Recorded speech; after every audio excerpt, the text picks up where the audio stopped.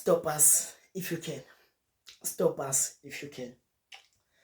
Bafana are through to the quarterfinals at the expense of knocking off or knocking out Morocco. Goliath has fallen. Bafana has knocked out Goliath with two precious stones. Not just one, two precious stones. And he didn't respond. He was not even given a chance to respond. What we've learned on this game. So Bafana came to this game with a formation of 4-2-3-1. So our back four was the same as the previous two games. The people in front of them, our CDMs, were the same as the previous three games. And then in front of them, it was Pesitao on the left-hand side, Tembazwane as an attacking midfield, and Morena on the right-hand side. And our striker was our main man, Mukhopa. Our best performance for this game was Mvala. Mvala was stopping every single thing, was blocking all the shots that they tried making. All the shots that they were making, Mvala stopped them. Even though he conceded a penalty later on, but his performance was top-notch today. His performance was top-notch. I'll give him an 8.5. Mokoena, our man of the match, the person who got the man of the match.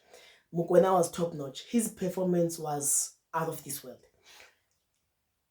It's even, I'm sure already the European teams are already sending their scouts to Mamelodi Sundowns headquarters or head office to try to negotiate a prize for him, because his performances was something else. He was good defensively, he was good offensively. He gave Bafana everything defensively and everything offensively. Instead, first half, he was the only player whom you could look at and say, this is the only player who's playing here.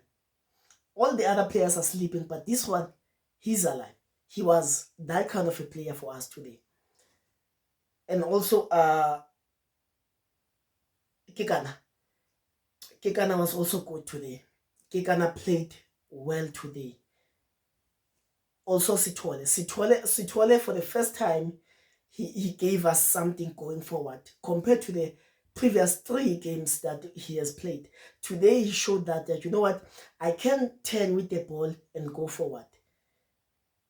The previous games he has been showing us that he's good defensively, but today at least he showed us that he has something going forward, you know. So he also had a good performance. People who had bad performances today, Modiba, first half Modiba couldn't deal with Morocco's players. He couldn't deal with them. They were having a party on his side, you know. All the crosses, all the attacks, they were coming from that side. I'll give Modiba a rating of 3.3 because he was not so good today. Pesitao, a passenger in the field, we all know. The story of our lives as South African supporters. How he finishes 90 minutes each and every game, I cannot answer that. I cannot justify that. Only our coach can justify that. I cannot. But yes, he has done what he has been doing the past 3 games. If you've watched the past 3 games, you definitely know how he played like today. Nothing going forward, nothing going defensively. Bad decisions, wrong passes, losing the ball. That sums up Pesitao, basically. That sums up Pesitao's performance. Mutao also didn't have a good game. They passed by him a couple of times. They passed treble him a couple of times. There was one incident where he even fell, you know. Abde was having fun on that side also. Abde was having fun on Mutao. Mutao somehow couldn't deal with Abde. He couldn't deal with that Real Betis player. Abde was having fun over Mudau. Mudau couldn't deal with him. So Mudau also had a bad game. Besides that, everybody had a good game, not an excellent game, but a good game. Tembazwane, he was also quiet, but he came alive when he provided that assist. Muhupa also was not that good, but he came alive when he had to finish that goal. Morena was good defensively, but not so much not so much offensively. He gave us a lot defensively, trying to assist Mudau, but when going forward, he was not providing that much. What we've learned on this game is that Pesitao, no matter what performance he gives us, he'll play 90 minutes. That's another thing that we've learned today. Whether he's a passenger in the field or what, he'll play 90 minutes. He made a lot of wrong passes. The penalty, when the penalty came, he's the one who lost the ball. And then they took the ball and attacked and crossed that ball. And that's how the penalty came about. He's the one who lost the ball. They took the ball from him. And they came and created that penalty. Number two, we've learned that Hugo Bruce makes a lot of bad substitutes. Our coach makes a lot of bad substitutes. Oh, that second half, it was torturing. Watching that second half was just torture, especially after we were leading 1-0.